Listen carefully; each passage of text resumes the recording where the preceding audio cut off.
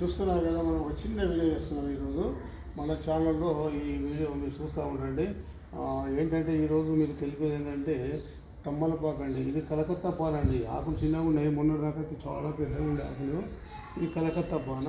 అయితే ఈ యొక్క తమ్మలపాకు చెట్టు ఇంటికాడ ఉంటే లక్ష్మీప్రదంగా ఉంటుందని వెనకటి కాలంలో పెద్దలు చెప్పిన నానోట ఏనోట మనం విన్నటువంటి విషయాలే ఇంకా చాలా మటుకు చెప్తూ ఉంటారు.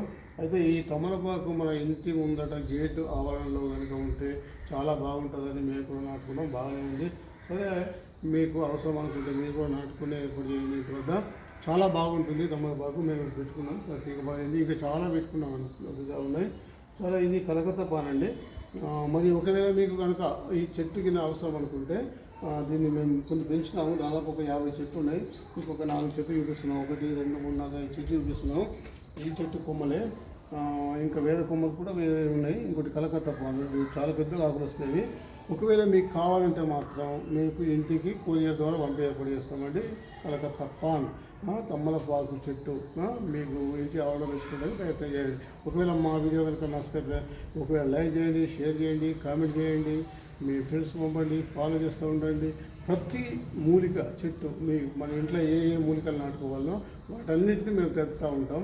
అవన్నీ మీకు పంపుతూ ఉంటాం. మేము మా వీడియో మాత్రం ఫాలో చేస్తూ ఉండండి. ఓకేనండి, రైట్.